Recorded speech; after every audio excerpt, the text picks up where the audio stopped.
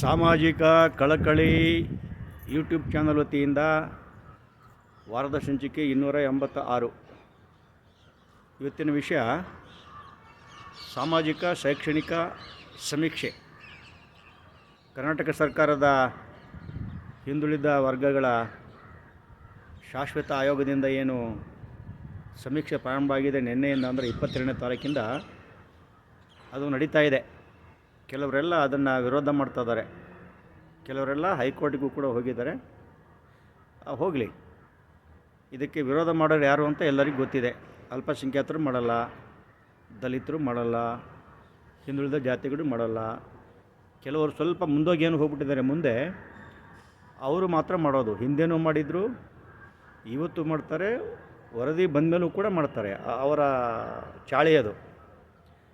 ಈಗ ಹಿಂದುಳಿದ ಅಲ್ಪಸಂಖ್ಯಾತ ದಲಿತರು ಜಾಗೃತರಾಗಿದ್ದಾರೆ, ಅವರನ್ನು ಕೂಡ ಜೊತೆಗೆ ಕರ್ಕೊಂಡು ಹೋಗಬೇಕು ಅಂತಕ್ಕಂಥ ಒಂದು ವೈಶಾಲ್ಯ ಮನೋಭಾವನೆ. ವೈಶಾಲ್ಯತೆ ಬರದೇ ಇದ್ದರೆ ಸಮಾನತೆ ಅನ್ನೋದು ಬರೋಲ್ಲ. ವೈಶಾಲ್ಯತೆ ಬರಲಿಕ್ಕೆ ಭಾತೃತ್ವ ಬೇಕಾಗುತ್ತೆ.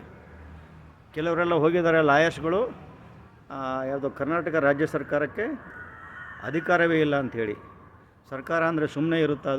ಅದಕ್ಕೊಂದು ಕ್ಯಾಬಿನೆಟ್ ಇರ್ತದೆ, ಲಾ ಡಿಪಾರ್ಟ್ಮೆಂಟ್ ಇರ್ತದೆ.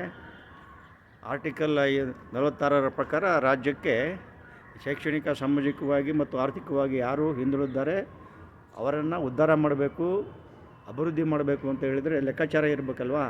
ವಿತೌಟ್ ಸ್ಟ್ಯಾಟಿಸ್ಟಿಕ್ಸ್, ಒಂದು ಅಂಕಿಅಂಶ ಇಲ್ದಲೇ ಯೋಜನೆಗಳನ್ನು, ಕಾರ್ಯಗಳನ್ನು ಮಾಡಲಿಕ್ಕಾಗತ್ತಾ? ಕಾಮನ್ ಸೆನ್ಸ್ ಅಲ್ವಾ ಇದು? ಅದಕ್ಕೆ ಸರ್ಕಾರಕ್ಕೆ ಗೊತ್ತಿದೆ.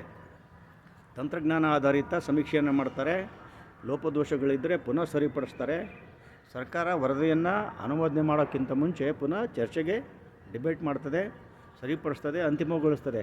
ಸ್ವಲ್ಪನೂ ಕೂಡ ತಾಳ್ಮೆ ಇಲ್ದಲೇ ಕೆಲವು ಮುಂದುವರಿದ ಜಾತಿಯ ಮಂತ್ರಿಗಳು ಇದು ಬೆಂಕಿ ಹಚ್ಚೋ ಕೆಲಸ, ಅದು ಕೆಲಸ ಅಂಥೇಳಿ ಟೀಕೆ ಮಾಡ್ತಾರಲ್ಲ, ಇವರಿಗೆ ಪ್ರಜಾಪ್ರಭುತ್ವದ ಪರಿಜ್ಞಾನವೇ ಇಲ್ವಾ ಅಂತಕ್ಕಂಥ ವಿಚಾರ ಬರ್ತದೆ. ಆ ದೃಷ್ಟಿಯಲ್ಲಿ ನಾವೆಲ್ಲರೂ ಕೂಡ ಇದು ಒಳ್ಳೆಯ ಕೆಲಸ, ಇದನ್ನು ನಾವು ಬೆಂಬಲಿಸಬೇಕು. ಆವಾಗ ಮಾತ್ರ ಸಮಪಾಲು ಸಮಬಾಳು ಇವೆಲ್ಲವೂ ಕೂಡ ಈ ಸಮಪಾಲು ಅಂತಕ್ಕಂಥ ಆ ತತ್ವಕ್ಕೆ, ಈ ಆಶಯಕ್ಕೆ, ಈ ಕನಸಿಗೆ ಒಂದು ಅರ್ಥ ಬರ್ತದೆ ಅಂತಕ್ಕಂಥ ವಿಚಾರವನ್ನು ಹೇಳ್ತಾ, ದಯವಿಟ್ಟು ಇದರ ಬಗ್ಗೆ ಹೆಚ್ಚೆಚ್ಚು ಜಾಗೃತಿಯನ್ನು ಜನರಲ್ಲಿ ಮೂಡಿಸಿ ಸಮೀಕ್ಷೆ ಯಶಸ್ವಿ ಆಗುವ ಹಾಗೆ ನೋಡ್ಕೋಬೇಕು ಅಂತಕ್ಕಂಥ ಅನಿಸಿಕೆಯನ್ನು ತಮ್ಮ ಜೊತೆ ಹಂಚ್ಕೊಳ್ತಾ, ದಯವಿಟ್ಟು ಚಾನಲಿಗೆ ಲೈಕ್ ಮಾಡಿ, ಶೇರ್ ಮಾಡಿ, ಸಬ್ಸ್ಕ್ರೈಬ್ ಮಾಡಿ. ಪುನಃ ಮುಂದಿನ ವಾರ ಹೊಸ ಸಂಚಿಕೆಯೊಂದಿಗೆ ಬರ್ತಾ ಇದ್ದೀನಿ. ಎಲ್ಲರಿಗೂ ಶುಭವಾಗಲಿ.